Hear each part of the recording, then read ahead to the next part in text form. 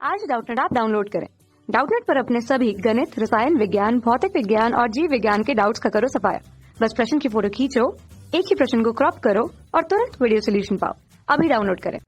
Hello guys, हमारा प्रश्न है पोटेशियम का उत्सर्जन प्राथमिक रूप से नियंत्रित किया जाता है। इसके चार विकल्प है। पहला विकल्प है समीप कुंडलित नलिका में पोटेशियम का पुनः अवशोषण। दूसरा विकल्प है समीप कुंडलित नलिकाओं में पोटेशियम का स्त्रावण। तीसरा विकल्प है दूरस्थ कुंडलित नलिका में पोटेशियम का स्त्रावण और चौथा विकल्प है दूरस्थ कुंडलित नलिका में पोटेशियम का पुनः अवशोषण। तो पहले विकल्प पे आते हैं, यानी कि समीप कुंडलित नलिका में पोटेशियम का पुनः अवशोषण। क्या होता है कि जो समीप कुंडलित नलिका होती है यह गुर्दे में स्थित होती है। गुर्दे में स्थित होती है तो इस कुंडली ये जो कुंडलित नलिका होती है, समीप कुंडलित नलिका, यह क्या करती है कि जैसे पोटेशियम हो गया, सोडियम, ग्लूकोज, अमीनो अम्ल, विटामिन, इन सभी का क्या करती है समीप कुंडलित नलिका, इन सभी का अवशोषण करती है।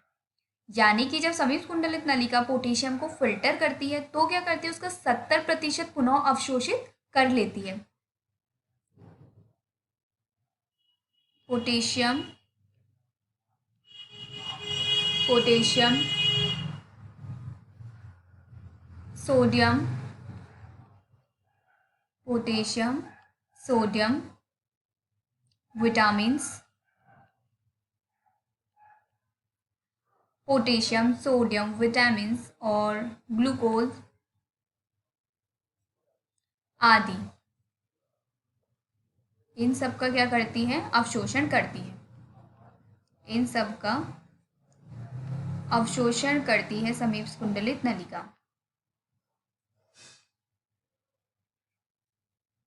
अवशोषण करती है। और यह जो समीप कुंडलित नलिका होती है और गुर्दे में स्थित होती है। क्या होता है कि जब समीप कुंडलित नलिका पोटेशियम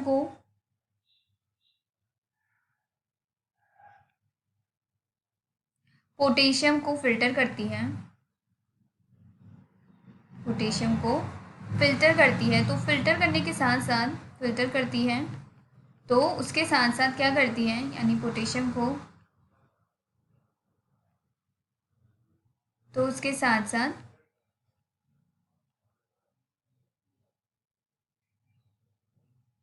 पोटेशियम का, तो उसके साथ साथ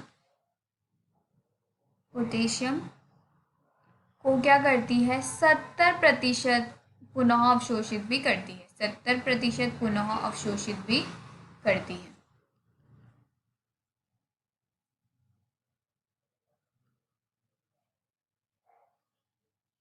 यानी कि जो समीप कुंडलित नलिका होती है वो क्या करती है, पोटेशियम सोडियम विटामिन ग्लूकोज आदि इन सब का अवशोषण करती है। और जब वह पोटेशियम को फिल्टर करती है तो उसके साथ साथ पोटेशियम को 70% पुनः अवशोषित भी करती है समीप कुंडलित नलिका।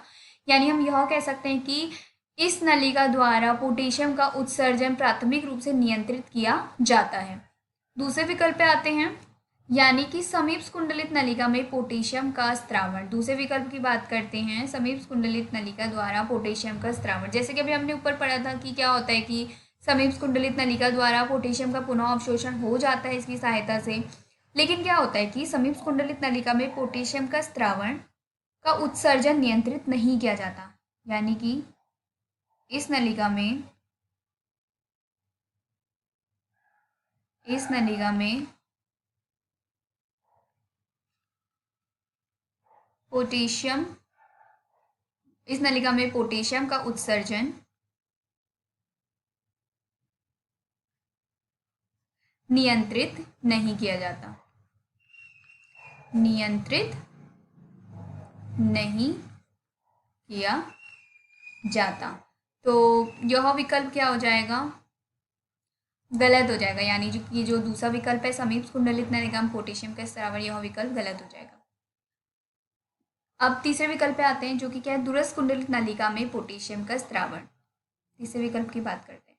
क्या होता है कि जो दूरस्थ कुंडलित नलिका होती है उसके द्वारा पोटेशियम अवशोषण हो जाता है, यानी कि पोटेशियम का अवशोषण हो जाता है, लेकिन जो पोटेशियम होता है उसका उत्सर्जन नियंत्रित नहीं होता। यानी कि इसमें दूरस्थ कुंडलित नलिका में पोटेशियम का क्या हो जाता है, पोटेशियम का पुनः अवशोषण हो जाता है। पोटेशियम का पुनः अवशोषण हो जाता है, लेकिन पोटेशियम का उत्सर्जन नियंत्रित नहीं होता। लेकिन पोटेशियम का उत्सर्जन नियंत्रण नहीं होता या नियंत्रित नहीं होता। उत्सर्जन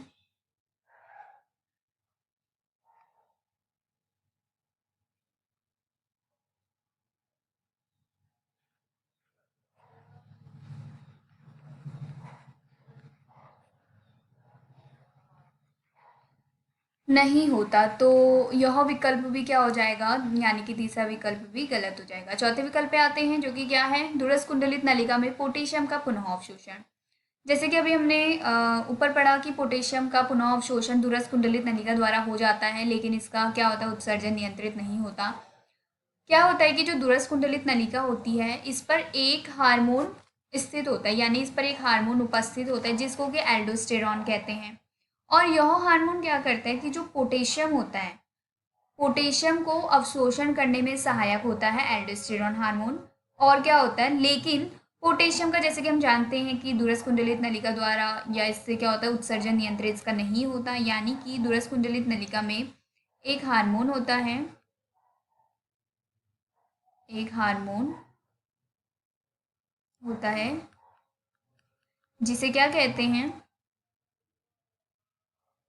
एल्डोस्टेरॉन नामक हार्मोन उपस्थित होता है। एल्डोस्टेरॉन कहते हैं उस हार्मोन को। और इसी हार्मोन के द्वारा क्या होता है, दूरस्थ कुंडलित नलिका में